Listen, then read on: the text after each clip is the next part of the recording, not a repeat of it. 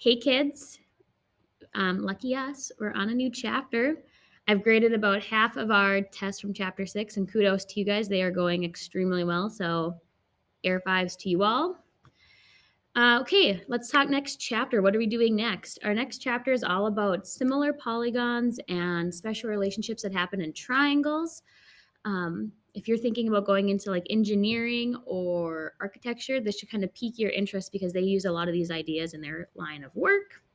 But anywho, what are we doing today? We are doing similar polygons. So if you look at the screen here, you guys can see I have some pictures up here. So I'm trying to make you think, what does similar mean, especially for like our sake in geometry? And hopefully you're noticing like you have a big version of something and then a smaller one, right? So if we look, like we have the Snapchat logo, one's big, one's small. That's like what similarity is. They're the exact same shape, but one's big and one is small. There's obviously some more criteria to it than that, and we'll dig into that in a moment here. But I just kind of wanted to give you guys a visual of what similarity was. As always, you guys see my boyfriend singing to me up here. And then my question to you is, who is this gentleman on the bottom left? Who is that guy? So think about that, see what you guys can find out about him. Okay, so let's go to our notes and start filling in stuff about similarity. So similar polygons. Again, it's a polygon, so just a shape with the exact same shape, but a different size. Like I said, there's some criteria to that. In order for them to be similar, your corresponding angles are congruent, meaning they are the exact same. So if they're in matching spots on your polygons, those angles have to be congruent. And your corresponding sides are proportional. What is proportional? So I'll come back to this. So if you're not done writing down, that's okay. Proportional, right? So here's a picture of SpongeBob. And I can show you here. Okay. So I just duplicated this. So this SpongeBob is the exact same as this SpongeBob here. They're congruent.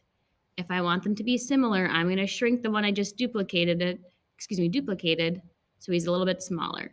So these two SpongeBobs are similar because their sides are proportional, right? I just drug the corner and it got as tall as it got wide. If I wanted them to not be proportional, I would like take this side here and just drag it widthwise, and look. Now we have a very, like, can we tell that these guys are not proportional? They're not looking the same. They're different sizes. So that's what proportional means. They have to be the same scale factor, which is our next little vocab word there. The ratio of those corresponding sides is called the scale factor. We'll dig into that in a moment. And then the last little bullet point there is just a fun fact for you. If polygons are similar, their perimeters are also proportional. If you remember that, super, it will save you about 30 seconds in a problem. If not, that's okay. You can still solve problems without remembering that. So again, big ideas here. In order for polygons to be similar, their angles must be congruent and corresponding sides are proportional. So let's dig into an example now. Okay, so big thing too, will you circle, highlight, whatever you need to do, that order matters. We really care about order here. So it says, what is the scale factor from triangle ABC to triangle DEF? So if I look here, here's triangle ABC, and here's triangle DEF. Everything has to match, right? You have to pick things that match. So I'm looking for a scale factor. We have to pick two sides that go together. So I always like to pick the smallest sides because then I know I'm always picking sides that go together. So if I look here, my smallest side on triangle ABC would be 8, right? So I'm going to put 8. And then my smallest side on triangle DEF would be 12. So that would go there. So then I would know that AB matches side DE. And now you always just reduce for your scale factor. So I can reduce 8/12 to 2/3. And there we go. So your scale factor from triangle ABC to DEF is 2/3. This triangle is 2/3 the size of this triangle. That's what that means. Now they're asking us to go the other way. What's the scale factor from the big triangle to the little triangle? So again, I'm going to pick just the smaller sides because then my brain knows I'm picking two corresponding sides that go together. So my smallest side here, again, is 12 DE. So this time I'm going to have 12. Now what's my smallest side on triangle ABC? 8. And again, reduce. So we will have 3/2. Now, does it make sense that our fractions here are just reciprocals? It was just flipped upside down? Because it should. We just flipped the order of our fraction, right? Then our last question here, what is the ratio of the perimeters of triangle DEF to triangle ABC? So remember, perimeters, if you were to walk all the way around. So if we walked all the way around triangle DEF, we'd have 12 plus 27 plus 15 for a total of 54. Okay, now let's find the perimeter of ABC. Add up our three sides together. 8 plus 18 plus 10 gives us 36. Again, we want to reduce. We see that 18 goes into both of those. So we're going to have 3/2. So remember that little tidbit I said? It's awesome if you remember it because it saves you about 30 seconds. But if not, it's okay. You can still solve problems. Our scale factor and the ratio of our perimeter should be the same. So if you remembered that, you could have just skipped this part here and jumped to 3/2, but it's okay that if you forgot. It still worked out. Okay, and then our last part on this slide here says a valid similarity statement must match corresponding angles and sides. Write a similarity statement for the angles, for the triangles above. So our similarity statement is just the little squiggle that we're used to seeing on top of the congruence symbol. So normally we've worked with this so far, the congruent symbol. So now we're getting rid of that bottom and it's just the top. That means similar. So if we wanted to write a valid similarity statement here, we have to match. The order of the first triangle doesn't match, so I'm just going to say triangle BCA is similar, so that little squiggle. Now, what does angle B match on my big triangle? Well, B has the two little archy marks. So what has two archy marks? Well, that's E. What does C match? It has 3. F has 3. A has 1 archy mark. D has 1. So this would be a valid similarity statement. Okay.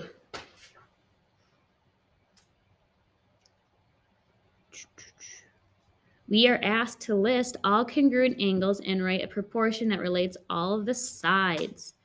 So this picture is great. You don't even need this picture here. As long as you have our similarity statement, this is our key. And to be honest, I almost find this picture confusing because they have our triangle rotated. So it's kind of even hard to match up what goes with what. So if I were you, I would always just look at your similarity statement and see what goes together. So if we look here, they're asking us to match our angles. So I'm just going to write out triangles JKL in order. So angle J, angle K, angle L.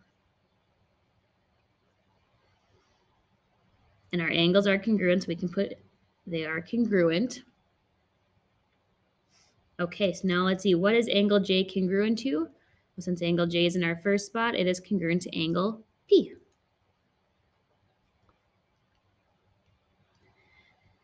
Next, angle K is in our second position here, which is in the same spot as angle M. So we know that angle K and angle M are corresponding and congruent. Yes, they are. And then our last one, angle L, is in our last spot, which is in the same spot as angle N. So angle L and angle N are congruent and corresponding. Okay. Now we're going to look at our sides. So now this is kind of, it looks goofy because we don't have any numbers, but once we get some numbers in here, it makes more sense, right? I think letters sometimes confuse us in math. So let's start off by listing all three sides of our small triangle, okay? So I'm just going to go in order of my similarity statement.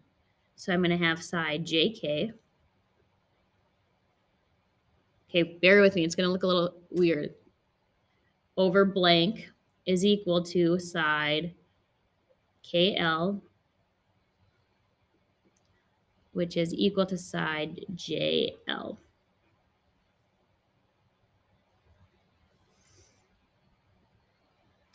Okay, so now let's see. What does JK match? Well, JK sorry, kids, are the first two letters. So what are my first two letters on my other triangle? PM. KL, middle and last. What are my middle and last letters on my other triangle? MN. And then lastly, JL, first and last. What are our first and last on the second one? PN. So again, kids, it's all just a matching game. We have to see what goes together, what matches. So now this is kind of confusing. What is this proportionality statement saying? So if, I'm going to throw in some side links on here just so it kind of makes more sense to you. So let's say JK was 2, KL was 3, and JL is 4. I know that doesn't look right, but just go with me. And then I'm going to say PM.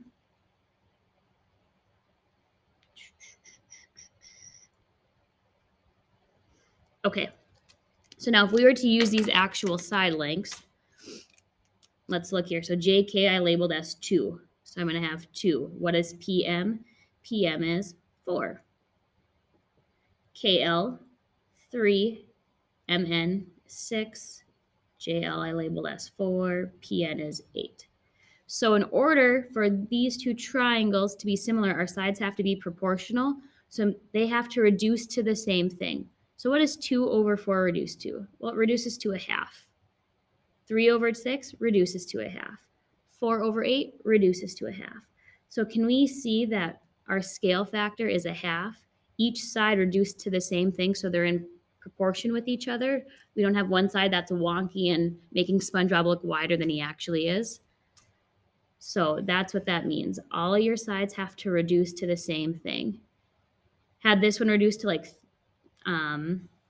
3 over 2, then that would be enough information to say that they're not proportional. More to come in class. If you're kind of confused, we will work out some more problems like that, okay? And then the last thing that we can do is we can use similar triangles to find missing, obviously, variables or side links to triangles. So let's see here. It says find the value of x given these two similar triangles. So again, it's a matching game, you guys. We have to decide what matches. So if I look here, I have side AG. So AG is 32. Now, what does 32 match on this triangle? Well, 32, so AG is the first two letters. So what are my first two letters? KX. So these two sides go together. So I'm going to write 32 over x plus 3. And that has to be equal to, let's see if these guys go together, GM. So 36. Now GM is our second and last letter. So what are our second last letter over here? XD. So x plus 6. And now the question is, do you guys remember how to solve this? This is like probably 8th grade-ish math, maybe 7th grade. How do you solve a proportion? Hopefully you're thinking like the butterfly looking thing, or we call that cross multiplying. So I'm going to cross multiply here. So we're going to have 32. Then make sure you put it in parentheses because we're going to have to distribute. X plus 6 equals, now these guys times each other, 36 x plus 3. And now we have to distribute, right? So we're going to have 32x plus 192 equals 36x plus 108. Now we just solve like normal, get our numbers to one side, our variables to the other. So we're going to have 84 equals 4x. Divide out, x should be 21. Okay, good work, team. Thank you for watching and doing your part. I hope you have a great rest of your day, and I will see you in class next.